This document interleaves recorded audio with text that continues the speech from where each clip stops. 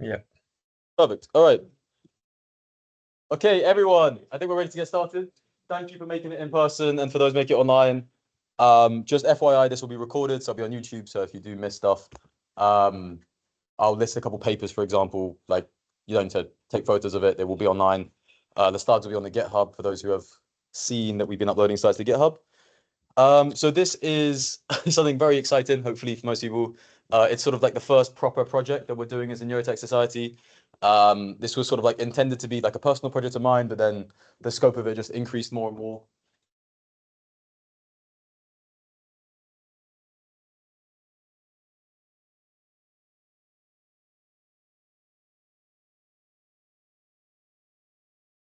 And also, sorry for the delays online. Dyson is a maze and is locked after 6 p.m. So absolute chaos. Let me admit this guy. Okay, perfect. So this is, oh God, there's more. Perfect. So this is the mind control wheelchair. So we're going to control a wheelchair with an EEG headset. So we'll get into what that actually means. So we're going to be driving a semi-autonomous wheelchair, and then be using motor imagery decoding to do that. Can I get a quick show of hands? Who's never heard of an EEG before? No one? Okay, perfect. So EEGs, they measure sort of electrical signals from your brain. So if a large number of your neurons fire in synchronicity, if a large population fires at the same time, for example, that will propagate to the skull. You can read that with an EEG headset. It's basically measuring differences in voltage at the skull level. It's fairly coarse, like it's really not going to tell you exactly what a person is thinking, and there's no chance in hell we're going to read someone's thoughts. But you can, if you do the right machine learning techniques, decode rough intentions, left, right, forward, back, etc., faster, slower. Emotive, which is an EEG company, recently released a video of them driving an F1 car with this sort of thing, with a quadriplegic person driving an F1 car, which is quite a cool use case. We're effectively doing something very similar, except this is probably going to be more powered than a F1 car. We'll see how intense the hardware team go. So what we're going to be doing is we're doing everything from scratch. So we are going to be building the wheelchair. So obviously that's where we can decide how motorized that actually is going to be. And then we are going to be collecting all the EEG data and building the machine learning model. So everything is done by our team. The general pipeline is we are collecting the EEG signals, we are removing the noise, and then we're training the ML model. And then the software team links all that together so that these different modules can communicate with each other, et cetera, et cetera. There are 5 core teams. You can be a part of multiple teams. I will go through like rough timelines as to what each team has to do in a certain period of time, so people understand. So it's not, like if you're interested in data collection and signal processing, you can do both. It's not like strictly you are assigned to one team. Roughly, for data collection team is everything about the EEG trials. So it's going to be the big thing is getting the participants. That is the data collection team's responsibility. You need to decide how the electrode montage is going to be placed. We haven't actually decided what EEG headset we're going to use. There is talks of using the OpenBCI headset that our previous committee member Martin had, and he is willing to give it to us for free, or hopefully we can give him some money for it because obviously he's giving up his own thing for that. But it's a very powerful EEG headset and comes, with almost everything you would need to record this exact sort of signal straight off the box. But in the case where we end up using a cheaper consumer grade one, obviously we have to do some fiddling around, messing around with the electrode montage and deciding how it's going to be placed. It's worth doing some reading if you're interested in this as to how EEGs actually work, so you can figure out how we're going to be placing these electrodes. And then it's sort of just, labeling the data, making sure that we sort of know which participant is what, et cetera, et cetera. That's the data collection team. The signal processing team, is exactly what it sounds like. It's sort of removing the artifacts. So when someone blinks, for example, your EEG will crazy because all the EMG from your eye blink is going to send a massive spike through that. So obviously you want to filter that out. You just generally want to make it cleaner because it is a very, very noisy signal. There's a lot of research that's gone on here, so there's a lot of reading potentially, but it's really, really interesting stuff. And if you want to do this in the future, we'll help you out massively because you'll be very knowledgeable and capable of talking about, what the signal actually is and how you get something meaningful out of it. And then it's just generally making sure that the thing you pass on to the ML team is usable. The ML team. So the ML team is pretty open-ended. There's multiple different types of models we can mess around with. It's really just sort of trying stuff and then seeing if it works and then trying again. Like it really is just sort of trial and error. It's really a reinforcement learning over a human being, if you think about it. But yeah, so this is a support vector model. This is a convolutional neural network, and this is a recurrent neural network. All of these are sort of like established ways of doing this. So I can put, let me get this one up here, for example, is a paper about using convolutional neural networks for this sort of stuff. There are papers for all the equivalent types of neural networks or machine learning models. So it's very open-ended as to what we're going to try and actually do this with. So that's sort of like a big thing the ML team is going to do, is just sort of mess around with it and see what we can get. The limiting factor for something like a convolutional neural network or a recurrent neural network is that we will have a fairly small data set. We'll start off the bat by training this with an open source data set. So there's plenty and plenty of recordings of people thinking about directions, and then EEG data or fMRI data being gathered, and then people can use that as their starting point. But obviously, once we have acquired a decent enough sample size, then we can start training with our own data. But yeah, obviously that'll be small. It'll be fairly limited because we're going to do probably at most 20 participants. I don't know how many we'll actually settle on, but that's the rough guide. Oh yeah, this last thing about sort of generalizing over people. There's ways of getting around this. For example, you could have, for example, your first layer of your neural network be a personalization in a way. So you can say, this is participant number 3, so the model does this. Or you could have separate models per person, but obviously we don't want that. Like, it doesn't make sense to have a completely different neural network per person. You just sort of want your one network to be usable by hopefully anyone that puts the headset on, but it could just be the participants that we've done the trials with, if that makes sense. The software development team has the biggest job. There's a lot to be done there. It may sound kind of minor because this is a mind control wheelchair and the mind control comes from the ML team. But really the software development team has to sort of link it all together. So the biggest thing is the sort of inter-device communication. You have to come up with your own sort of standard for communication. We're going to be using probably ROS. Yeah, probably be using ROS, but it obviously depends on what we use when we get around to it. But ROS is the robot operating system. It's a pretty standardized way of sort of sending data. It's open source, so very easy to get up and running. And the software development team also has sort of the key responsibilities of building out these UIs. So we have an internal facing UI. So the open BCI data, for example, could give you just raw BCI, raw EEG signals. We want to visualize that in some way. It is the software development team that will build out that UI. And then the second thing is the user-facing UI. So this is when the machine learning team have their prediction as to what direction they want to move it in. Instead of just, the ML team would just print to the terminal left, right. You want the software development team to have a UI that, makes it look somewhat nice and allows potentially someone to control the wheelchair via it. But we will see how far we get there. And then one of the key things I mentioned is that this wheelchair is going to be semi-autonomous. So it's going to be able to drive on its own right. So if we use a couple of different algorithms combined with sensors in order to do this, it should be, I mean, it's pretty well established field. It's not exactly a new thing. But SLAM is simultaneous localization and mapping. So you'll be able to, if you implement the SLAM algorithm correctly, have the wheelchair know where it is in its own surroundings, despite having no information at the get-go. And computer vision is basically the place where you start with that in terms of just simply looking at a camera field and seeing what objects are in front of me, should I be turning, et cetera, et cetera. This entire project is based off something that the McGill University did in 2019. So they won the Neurotech X student clubs competition in 2019 with this sort of project.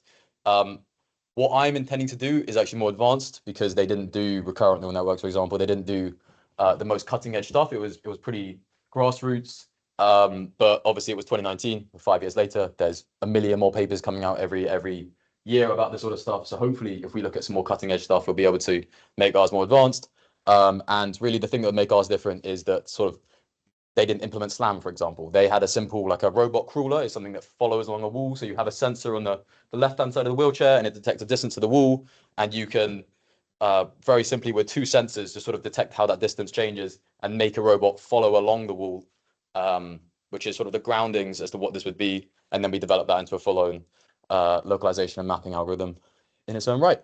But yeah, the important thing for the software development is this inter-device communication. And then finally, the hardware team. So quick show of hands, who is here from the Robotics Society at all? 1, 2, 3, a couple, maybe some people online as well.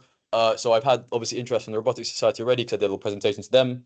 But this is sort of like the key part of what, I mean, you don't have to be robotics to do this, but if you want to do this in a robotics lab, which we have access to, if you are a member, then please sign up. I think it's like £5. I don't think it's that expensive.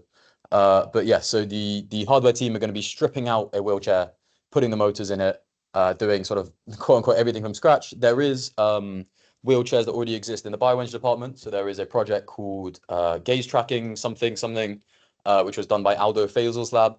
They just have a motorized wheelchair sitting in the back of their lab. It's potentially possible that we will use that instead of, having to shell out cash for our own one. But we will see what happens. But yeah, currently this is quite a big task to implement, this entire motorized wheelchair with the sensors, and obviously making sure that it doesn't just randomly die every 10 minutes. Obviously battery management is a big thing. All right, timeline wise, I apologize to guys at the back. You will not be able to see that even if you have ultra specs. This is a rough timeline as to what each team is going to do.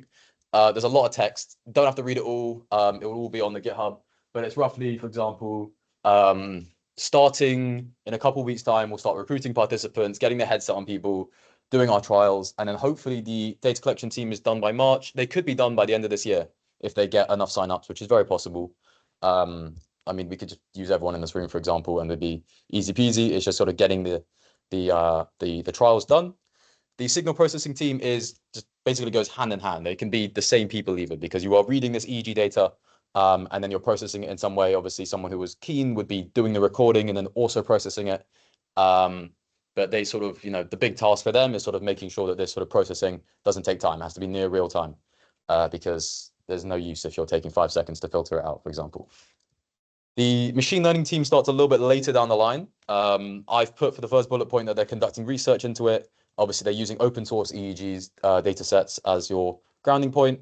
And then you just slowly improve it. You tune the hyperparameters if you're doing a deep learning model, for example, and you sort of just make it better. You have to make it real time. This is obviously going to be the biggest problem is, realistically, you are basing your prediction of the direction someone wants to move off half a second of data, which is terrifying, because really you want to look at a full, let's say a 5-second period and say, now they want to move right. You don't have that sort of time. There's no point. The reason we're using an EEG is because something like an FNIRS headset, which does optogenetics and shoots lasers into the skull, would give very accurate answers for this sort of question, but takes 6 seconds to do it. We don't have that sort of time. When someone's in a wheelchair, they want to turn a particular direction, they want that result within half a second, realistically. So that's why real time on the ML side is an important box to tick.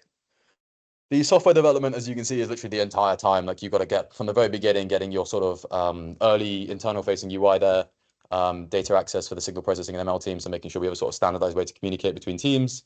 You have this internal UI, you have your control interface, and then you start moving over, hopefully at the beginning next year, towards this autonomous control thing. For those who are third year computing, you would have already been doing the SLAM algorithm in the robotics module. For those in other departments, hopefully there's enough time. We'll get on to prerequisites. There's not actually prerequisites for anything, but yeah, if you do computing, then you will have seen how to do this stuff already. That goes all the way up until the end. This timeline, very vague. It says rough at the top. I want to emphasize that it is rough, okay? Like, there's no need for us to be done in May. It would just be nice for us to have that done by. I don't know when the Hackstarter competition ends. I think it could be June. It could be earlier, I'm not sure. But yeah, ideally we'd have it done by then so we can present it at some competition, if there is a competition that we can enter it to. And then the hardware team, I've got starting a little bit later.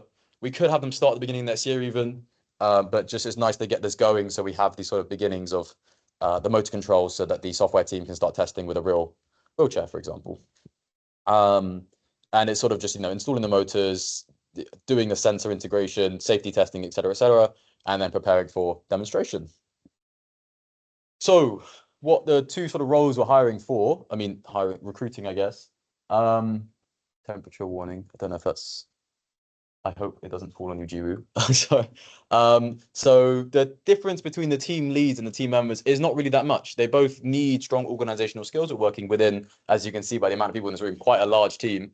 It would be nice for the team lead to have prior knowledge in the field. So, for example, have done something with EEGs or to know about EEGs. But you could do research this week and turn up to an interview next week and be just as knowledgeable as someone who has done this all their lifetime. There is no need to be an expert. Just sort of enthusiasm is really all you need. And then team members, anyone. Like, there's no requirement. It is really an open project for anyone who wants to get involved with to do it. The difference in the time commitment is obviously just the team lead is sort of coordinating things, has to have meetings with the other team leads and me, for example. So that's why I put an extra hour a week. But yeah, in terms of actual difficulty, it doesn't differ that much. Everyone is working together at the end of the day. It's just the team lead sets the agenda for what needs to be done for a particular month, for example. So Um, that was the main pro. Actually, I'll get onto this quickly and then we'll go into questions. So team leads, main thing you need, time availability, enthusiasm, organizational skills, etc., things we talked about before. We're gonna be doing that over this week.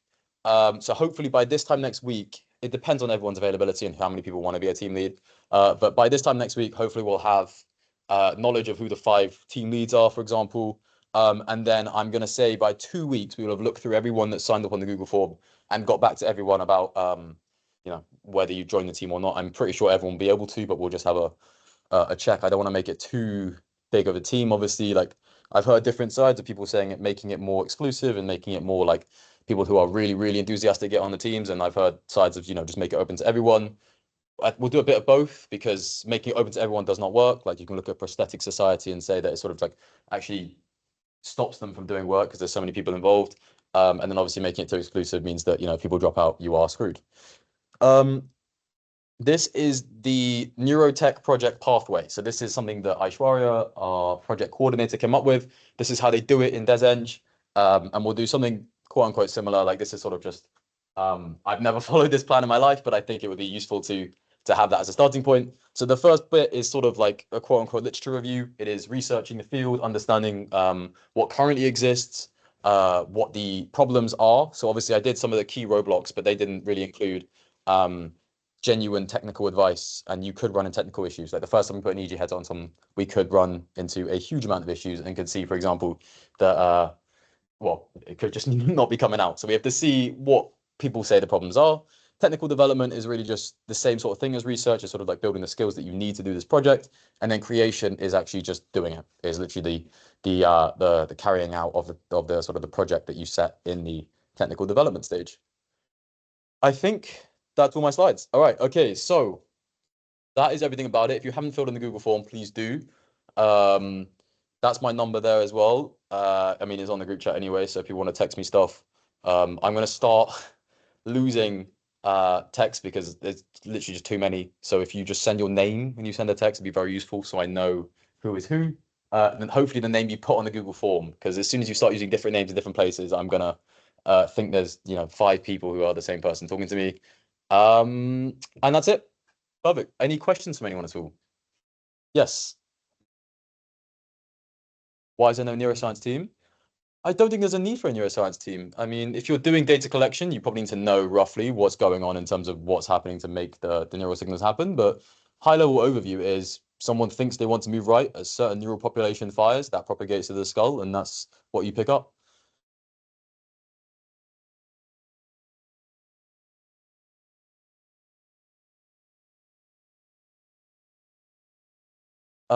It's pure machine learning. I don't think a neuroscientist could say that looking at this EEG plot, a person is thinking to move right. That's not a thing that people can do. You have to just label the data and say, this is what's happening. And then your machine learning model takes that and turns that pattern into what's happening. So this is all supervised learning. So you're training your model on labeled data of data collection team said the person was trying to move right. This is what it was. Mm-hmm.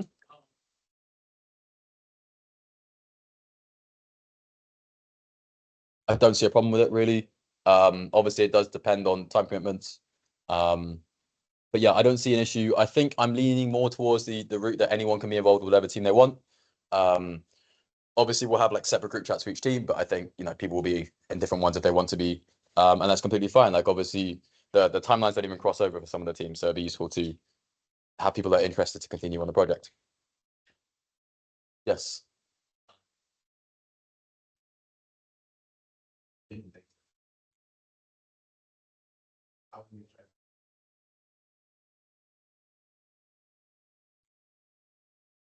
Um, In terms of difference between the participants, it is really up to the data collection team how that's done. I would say it is just imagine you're in a wheelchair and you're moving right. So it's almost imagine movement. But I think what Neuralink do, for example, is imagine moving your cursor to that particular part of the screen. So they sort of standardize it by the hand movement almost. That might be the best way to do it. We'd have to see. Yeah. No, as in they think they're moving their hand. So for example, yeah. What do you mean it's local as in it's localized in a particular part of the brain? Yeah. Yeah.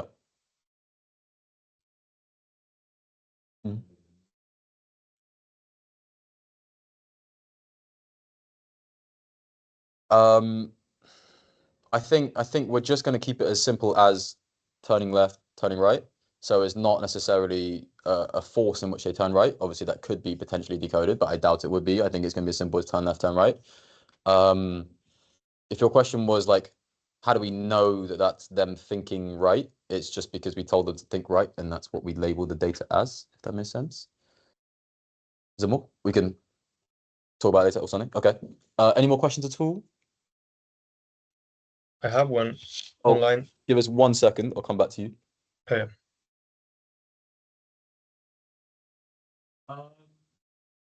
Okay, so my initial numbers, my estimates were, and I have them somewhere here.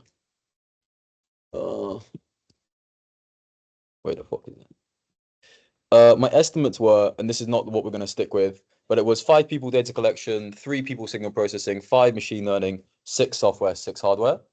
Um, I'm happy to let more people be in each team because it would help, but obviously after a certain point, it starts to hinder the team. As soon as you have a team of 8 or more, it's impossible to organize a team meeting, for example. But yeah, roughly 5 data collection, 3 signal processing, 5 ML, 6 software, 6 hardware, and that's actually more than enough to do this. I genuinely think this project can be done with 1 person in each team. I genuinely think it's not crazy to have that. No question. Nico, was it? Yeah, it was me. Thank you for the presentation.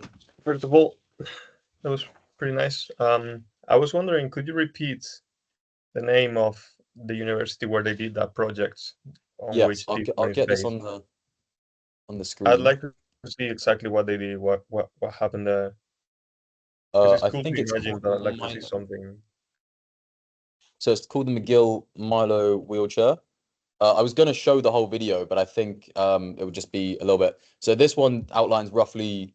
This one emphasizes how fast they did this. They did it in literally 30 days because it was just people who had genuine neurotech interest from the get-go. So obviously people are very motivated to keep doing it. But this YouTube video here is the best outline. It will literally outline every single team we've got and roughly what issues they ran into. It's a very good YouTube video. I'll share it around with everyone in the team after the presentation. But yeah, we're literally basing everything off how they did this here. But hopefully with more advanced algorithms in place. For example, like I Perfect. don't think the software team did SLAM, for example, as I said earlier.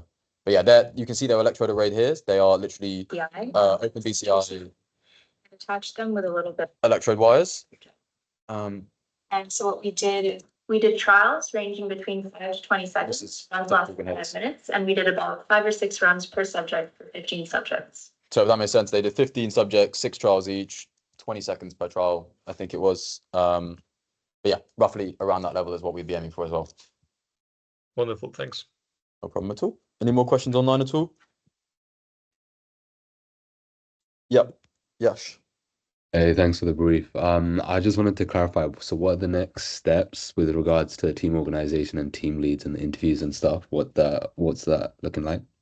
So over this week, everyone who's signed up on the Google form to be a team lead, I'll contact and hopefully organize some sort of like in-person interview.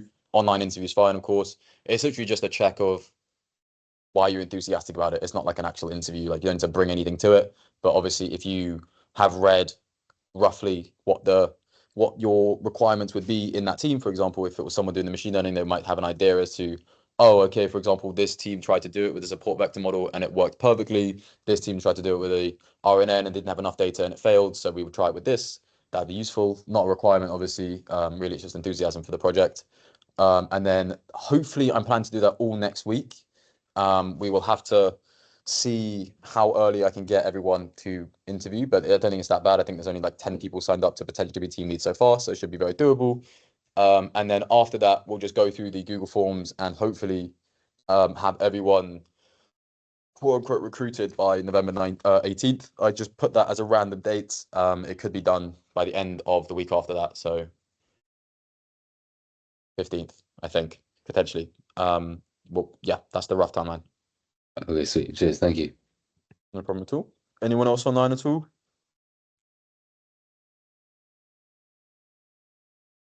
Anyone else in person? Yes.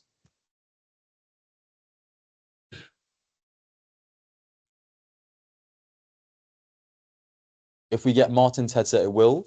Let me quickly. How do I have it?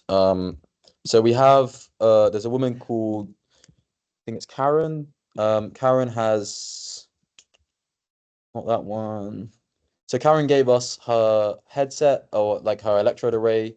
That one doesn't come with the bioamplifier, so that would need to either be fashioned together from bits in the robot lab, or obviously we have to buy our own. That is the main expense if we can't get that. But I mean, Martin has everything we need to do this, so we should be fine.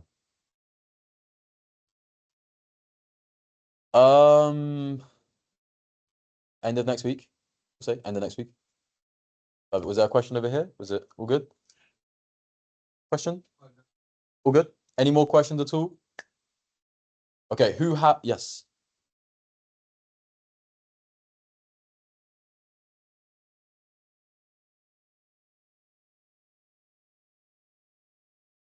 I don't. Well, but this is like a voluntary project, so I think it would be unfair to like say to people you need to have this done by then. Obviously, if it needs to be, that will be the case. Like obviously, if we reach a point where, for example, the team, like the data collection team, hasn't started any trials by, I think their rough deadline was sort of like December to have that finished, I think. Sort of like beginning of next term, then obviously then we start implementing more strict deadlines. But I think it is just discussions through the team leads to see where each team needs to be to get everyone to the next stage. Obviously, this is like a waterfall pipeline to some extent where machine learning can't actually do anything until they have the data from the data collection team. So you sort of need to make sure that gets started early. Obviously, like you can do open source EEG stuff straight off the bat, but you need to train it with the data from the the headset that we've got. So that's a priority there. This was very, very rough. This is not a strict thing. But yeah, I think when we finish the sort of quote unquote review, or what was it? What is it called? Research section, then we'll have stricter things as to this this part of the project would take 30 days. We need this done by X, so we have those 30 days, etc., etc. And for those who don't know, by the way, the Imperial Hackstarter competition, the applications for that open up in January, I think. I think they open up in January. And hopefully you can recoup all the losses you got by abandoning your academics by the money that you gain from this. Is it March? Yeah. Okay. So applications are in January. March is actual competition. If you get accepted to do this, you actually get money. So you get, I think it's £500 just to do this, get off the bat. So if we haven't spent money, then actually go to us. But I presume it will go to us. And if you want a rough idea, there is the grand final. You can find all the information on there. And we entered a team last year called this one here. This ADHD tracker was a neurotech project. It was fairly simple. It was literally just actually using the OpenBCI technology, but we got into the thing because people are excited by brain control. So simply by having it, you already have quite a interesting in for people. Cool. All right. Any more questions? Yes. Okay, so let me get the OpenBCI.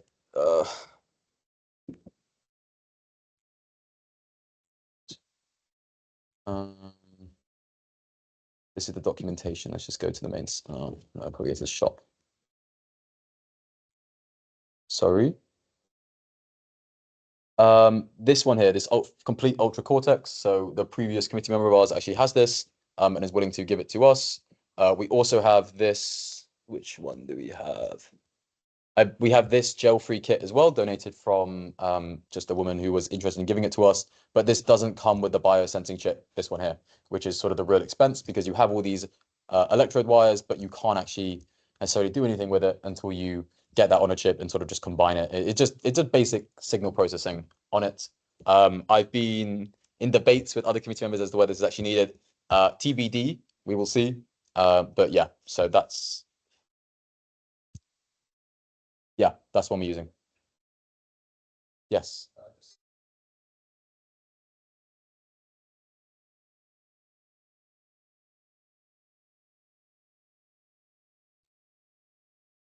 It's a good question. It's a good question. Let me see. So the McGill GitHub has everything on it. They actually have a draft of the paper they were going to publish, which will contain everything that we would like sort of need to do this project from the get-go. I think it would be sort of quote unquote required reading when we get started. Whether we use the data, and for example, they've even got the algorithms that they used for machine learning, cleaning, everything is there. It is, if not, like the nicest safety net you could have, in that people have done this before. And if it comes to a team is completely banging their head against the wall, we can just copy and paste the code. I would just use it as a starting point and build our own paradigm off it. But TBD, we will see. Transfer learning is an option. No problem at all. And yeah, all this, like, for example, the McGill files, the McGill video will be shared with everyone. But yeah, it was quite a cool project. It was just, for example, it's not publishable because they did a couple iffy things. Like they ended up using EMG, so like someone would blink to control it actually, which is potentially an issue we could run into. But you know, they got around it by just making it like that. But sort of those sort of like cheats almost make it, you know, less impressive, but obviously still functional. So we'll have to see. But yeah, this is the McGill project. They did, you know, they explain everything in their repo, and it is like exactly what we need. Like this dashboard is something that the software team would be actually trying to replicate to some extent. Any more questions? Okay, perfect. In terms of if people are interested in running their own projects as well, very doable. Like this sort of thing was just because I proposed this project. We have a form on the ICL Neurotech page. At the bottom where people can propose their own ideas, and then you could do literally what I've just done and come up with a rough brief presentation and then just give it to people and see who's interested. So if people hate this project and have ideas to do it in their own way, you're more than welcome to, as in I would support it. I would encourage it even. Perfect. Any more questions? Well, good. All right. Thank you so much, everyone. Please sign up on the Google Forms and I will see you soon.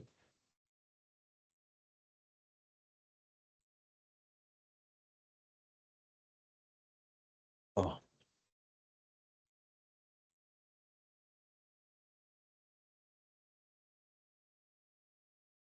All right. Thank you, guys. It's been a pleasure. I'm going to stop the recording now.